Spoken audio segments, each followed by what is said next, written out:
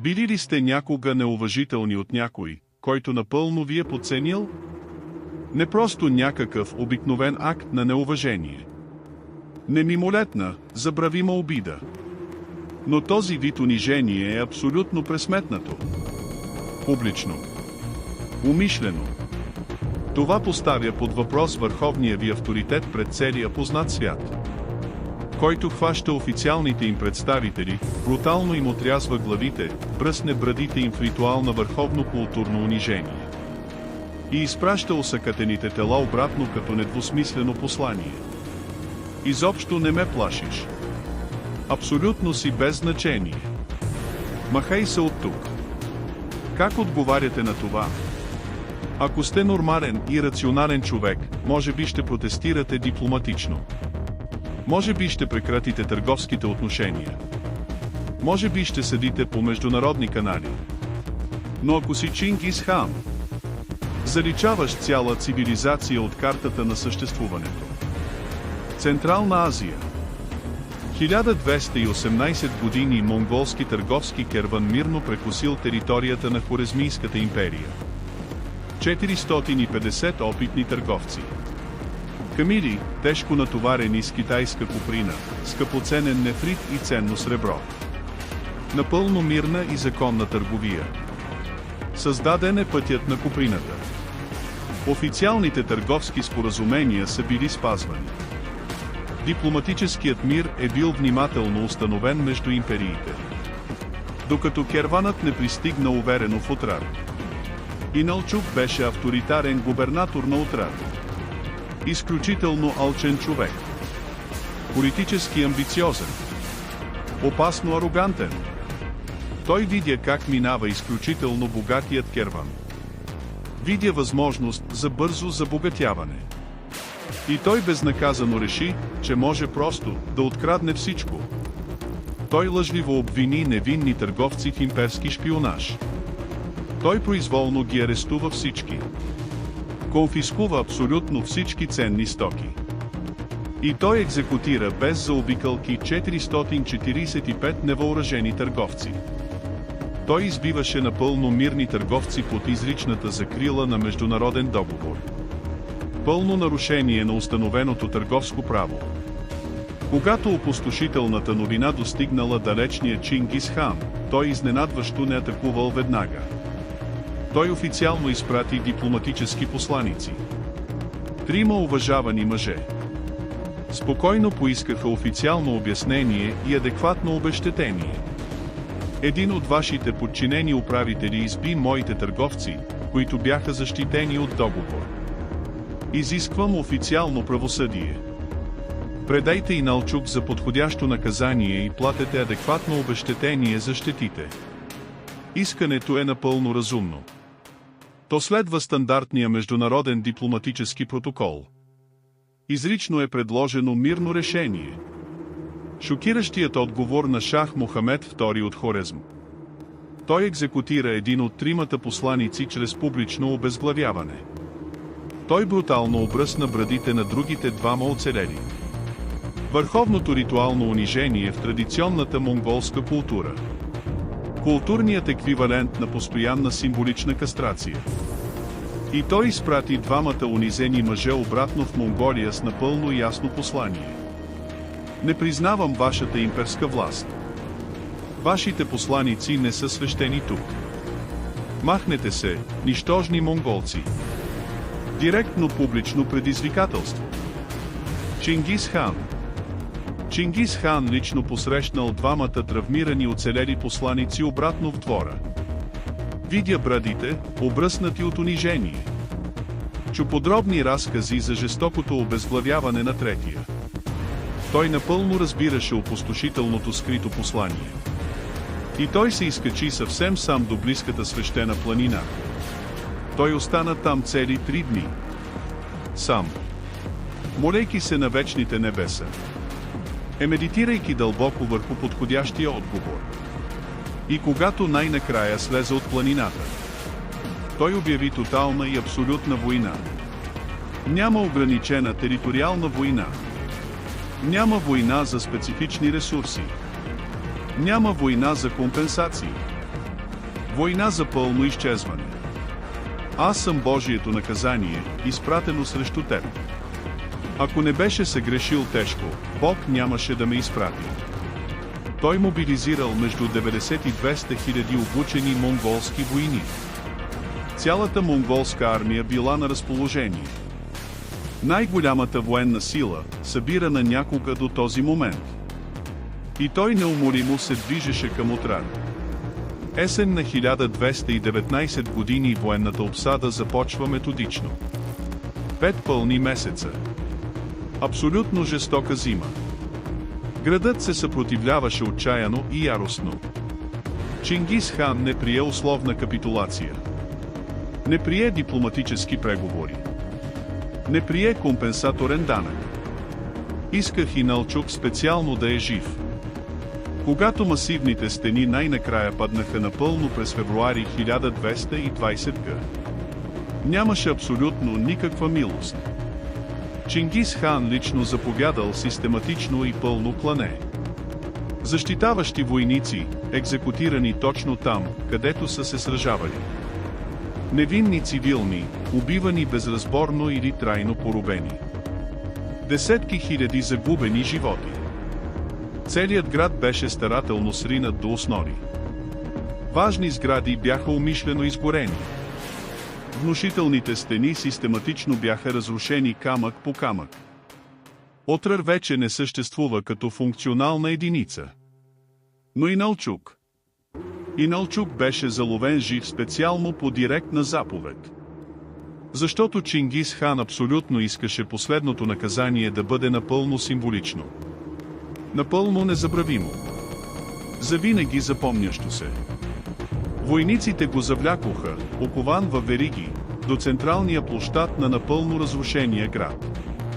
Те го завързаха здраво за висок стълб, така че абсолютно всички ужасени оцелели да могат да го виждат ясно. И Чингис хан лично е наредил конкретната екзекуция. Той заповядал на ковачите си да претопят чисто сребро. Точно същото сребро, което Иналчук алчно беше откраднал от търговския керван.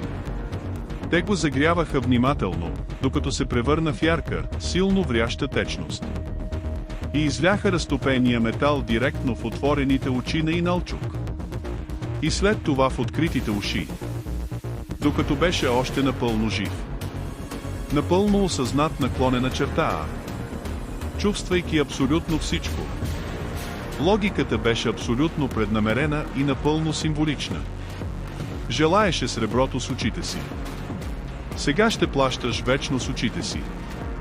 Не се вслушахте в ясните дипломатически предупреждения. Сега плащате цената за винаги с ушите си. Иналчук умря, крещейки от мъки. Разтопен, нажежен метал бавно изгаря мозъка отвътре. Изключително бавна и умишлена смърт. Продължителна екстремна физическа агония. Умишлено публично зрелище. И Чингис лично е бил свидетел на всяка секунда от екзекуцията. Нямаше видима емоция на лицето му. Не изпитваше видимо удоволствие. Не показваше разкаяние. Просто изказвам ясна политическа гледна точка. Създаване на незабравим прецедент. И тогава той заповяда на бързи пратеници старателно да разпространят подробната история. За всеки останал град от Хорезмийската империя. За всеки регионален управител. За всеки местен лидер. За всеки военен командир. За всеки важен гражданин. Точно това се случва с онези, които убиват моите защитени посланици. И това в никакъв случай не беше празна или преувеличена заплаха. Бухара, древен и проспериращ град, падна седмици по-късно. 20 000 загинаха систематично. Самарканд, културна перла на империята, се съпротивлява само няколко дни. 50 000 са методично екзекутирани. Емерв, най-големият град в региона, се борил смело до самия край. 700 000 били изклани според съвременни персийски източници.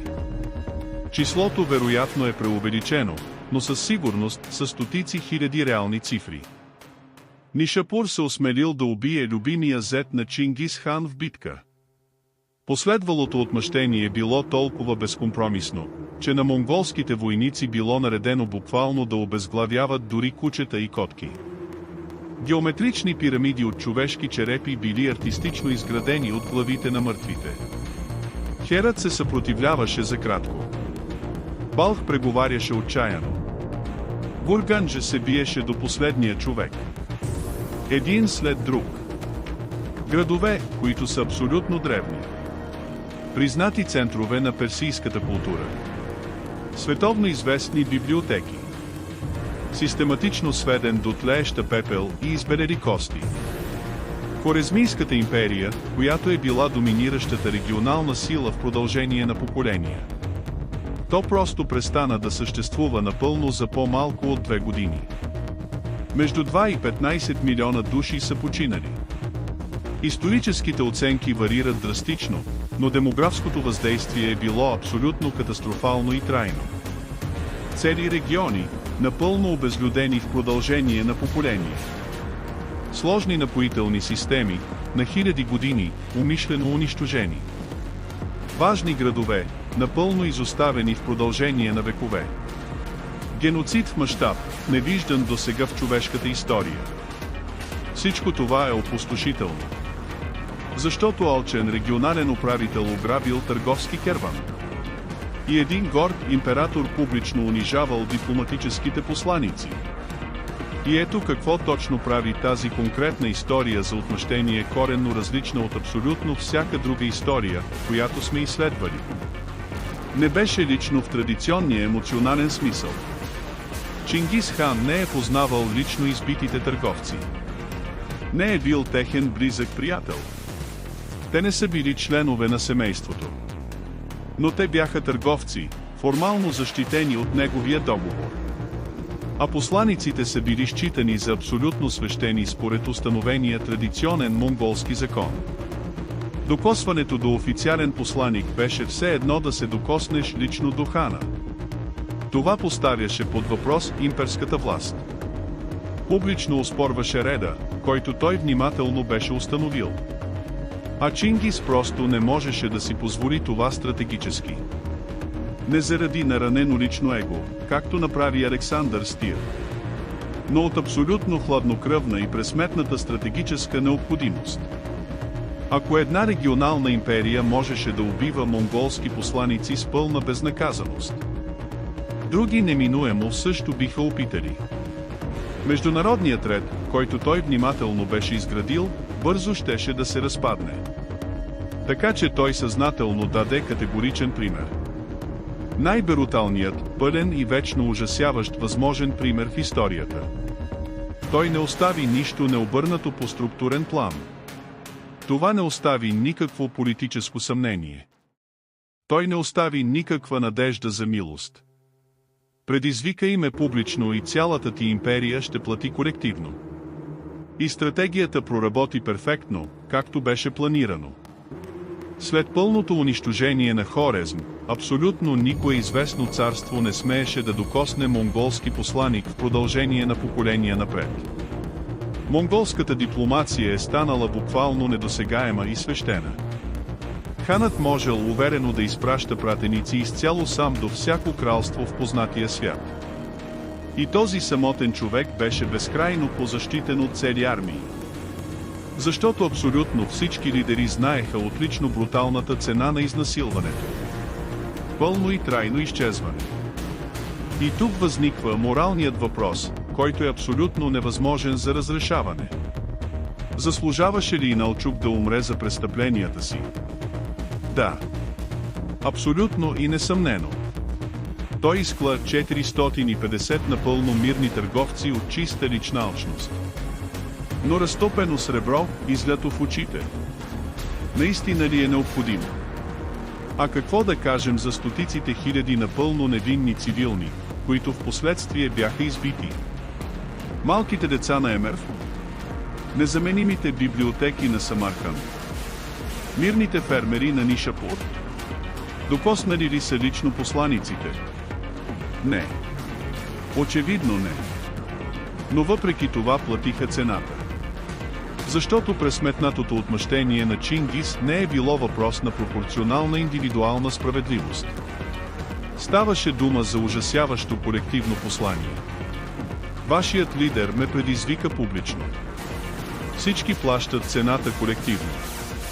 Абсолютно брутална колективна отговорност. И това, точно това е, което коренно отличава студеното, стратегическо отмъщение от емоционалното, лично отмъщение. Педро Ай открадна сърца, които все още биеха, защото дълбоко обичаше Инеш де Кастро. Александър напълно унищожи Тиро, защото егото му беше брутално наранено. Жана Дюк Клисон лично обезглави стотици, защото съпругът й беше несправедливо екзекутиран. Всички те са дълбоко емоционални и лични актове на отмъщение. Още Чингис. Чингис хан систематично и хладнокръвно унищожи цялата империя. Не заради неконтролирани емоции, но чисто чрез стратегически изчисления. От абсолютна необходимост да се създаде прецедент, който буквално би траял векове наред. И работи перфектно по план. Монголската империя, която той старателно изгражда, се превръща в най-голямата териториално съседна империя в човешката история. Отчасти защото абсолютно никой не смееше да го предизвика, след като стана свидетел на Хорезм. Монголските посланици пътували напълно сами през технически враждебни територии. Търговците пътували по защитени маршрути с пълна сигурност. Монголският мир позволи безпрецедентна търговия между изтока и запада. Всичко умишлено е изградено върху солидна основа от абсолютен ужас. Относно трайния колективен спомен за опожаряването на Отрар. Относно менталния образ на умиращия Иналчук, гравиран с разтопено сребро. Над тлеещите руини на древни, сринати от земята градове. И ето е абсолютно бруталната истина. Работеше перфектно. Чингис постигна точно и напълно това, което пресметливо беше искал. Стабилна империя за поколения напред.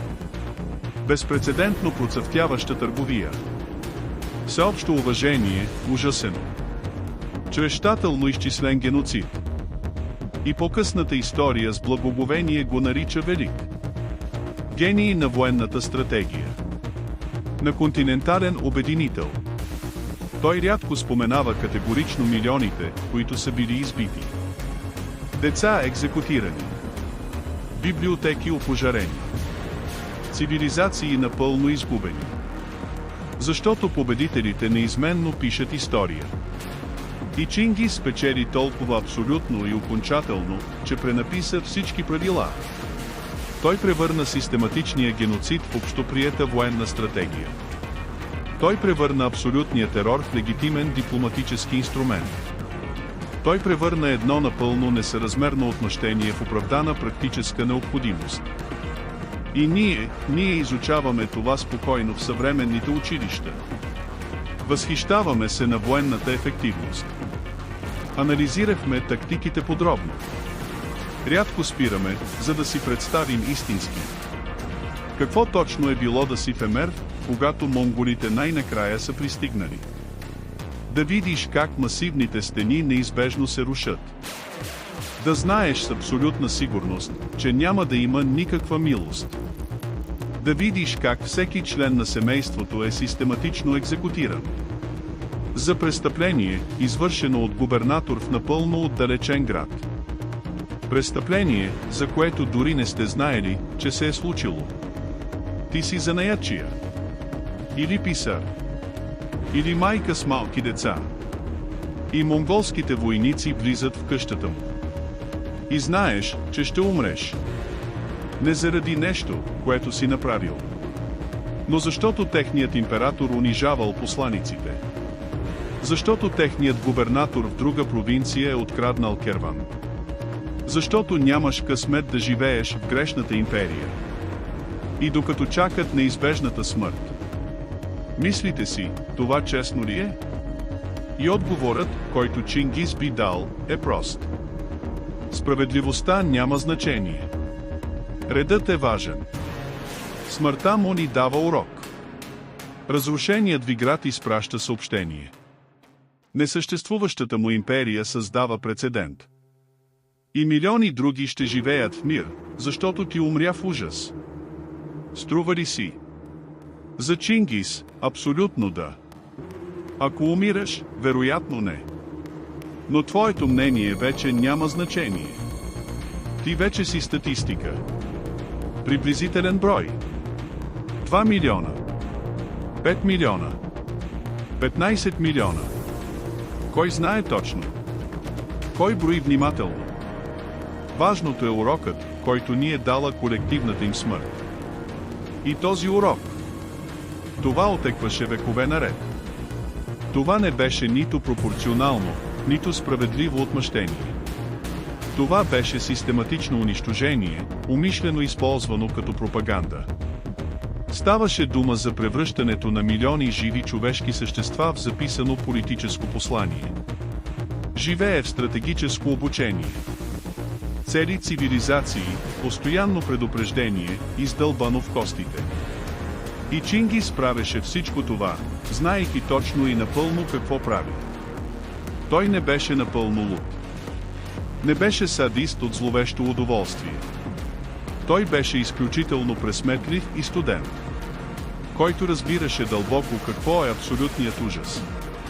Това е най-ефективният политически инструмент, съществувал исторически. Клане, което беше достатъчно добре изпълнено и публично разгласено. Това ефективно предотвратява 1000 скъпоструващи битки в бъдеще. Достатъчно брутална и публична екзекуция. Това прави посланиците напълно недосегаеми за поколения напред. Пълен геноцид стига толкова. Това установява стабилна империя в продължение на векове. Абсолютно студена логика. Брутално пресметнат прагматизъм. Абсолютно ефективно е, исторически доказано. Иналчук умря, крещейки мъчително в продължение на часове. Но ужасяващата му смърт донесе сигурност на милиони бъдещи търговци. Хорезм е напълно унищожен като цивилизация. Но изчезването му стабилизира цяла Азия за поколения напред. Милиони загинаха ужасно и несправедливо. Но колективната им смърт създаде ред, който позволи безпрецедентен просперитет. Цената морално оправдава ли сия? Чингис хан би казал, да, без да се поколебае нито за секунда.